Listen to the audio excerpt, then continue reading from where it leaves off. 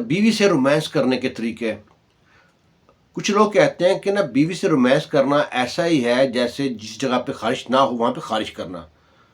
अब हकीम साहब वहाँ पे मजमे में लाउड स्पीकर लेके ऐलान कर रहे हैं कि बीवी से रोमांस करने के 101 तरीके, और साथ मर्दाना कमज़ोरी की दवाइयाँ बेच रहे हैं। हकीम साहब का यही पेशा था, वो मर्दाना कमज़ोरी की दवाइयाँ बेचते थे।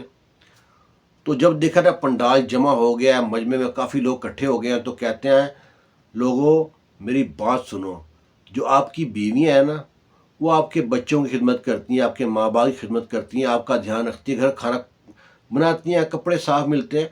तो जब आप घर में जाते हो, देखते हो कि आपकी बीवी सो गई है, तो उसको बड़े शफीकाना अंदाज में उसको उठाओ, बड़े तरीके से उससे बात करो ताकि वो नाराज़ ना हो, क्योंकि आपको उससे कुर्ब की हाजत हो रही है। आप ऐसे ही अपना मूड ख़राब करो, उसका भी मूड ख़राब करो, ज़बरदस्ती उठाओगे तो। उसी पंडाल में कोई शख्स था, मासूम था बेचारा, वो हकीम साहब से कहता है, हकीम साहब हमें तो कोई ऐसा तरीका नहीं मालूम कि बीवी को प्यार करने के कौन से तरीके हैं। आप बताते हो 101 तरीका, तो आप ही कोई तरीका हमें बता देना कि बीवी अगर सो रही हो तो कैसे उठाएं उसको। हकीम साहब कहते हैं तो कोई मुश्किल काम नहीं है, मैं अभी आपके सामने तरीका बता देता हूँ, इस तरीके पे अमल करें और आपको फ़ायदा ही फ़ायदा होगा। वो कहते हैं ठीक है जी। हकीम साहब कहते हैं ऐसे करो, जब आप घर पे जाते हो देखो कि आपकी बीवी सो रही है और आपको उसके कुरब की हाजत है, तो आपने सूती कपड़ा लेना है, उसको भगो के उसको निचोड़ लेना है, उसमें एक कतरा पानी का ना हो। बीवी के कदमों में बैठ जाना है और बीवी के कदमों में बैठ के जो बीवी की तलियां होती हैं पाँव की, उनको आपने आहिस्ता आहिस्ता कपड़ा पाँव पे फेरना शुरू कर देना है। अगर बीवी समझो कि थक हार के सारा काम करने के बाद सो रही है तो फिर तो नहीं उठेगी, और अगर बीवी फ्रेश सोई है तो थोड़ी देर में उठ जाएगी। फिर अपने कुरब की हाजत पूरी करें और खुशबाश रहें।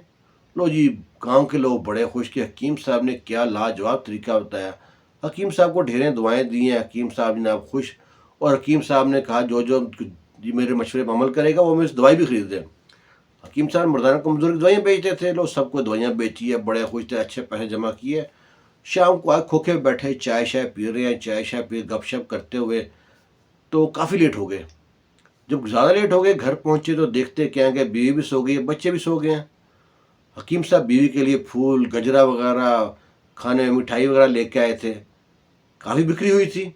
और उन्होंने देखा कि बीवी सो गई है, तो वो जो तरीका लोगों को बताया था वही तरीका हकीम साहब ने अपनी बीवी पे आजमाते थे। पहले उन्होंने एक स्पेशल सूती कपड़ा रखा हुआ था, उसको धोया इस तरह, उसको निचोड़ा, उसमें से एक कतरा नहीं छोड़ा पानी का, और बीवी के कदमों में बैठ के उसके तलवों पे ना फेरना शुरू कर दिया। जब तलवों में फेरना शुरू किया है तो बीवी ने, क्योंकि कच्ची नींद में थी, तो कहती है हजरत आज तो बड़े रोमांटिक हो रहे हैं, एक ही रात में 2 बार घी टाकी फेरना शुरू कर दिया पाँव पे।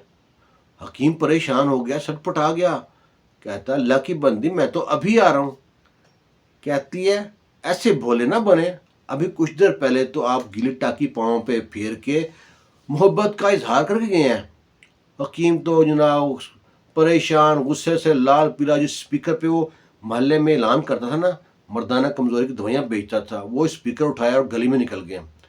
गली में जाके ना कहते हैं लोगों ध्यान ना रहो जे, अपने अपने तरीके ने अपनी बुढ़िया ना प्यार करो जे, मेरे भरोसे तो ना रहो जे, कोई कंजर पिंड च गिली टाकी लैके भौन डिया जे। हकीम के साथ हाथ हो गया।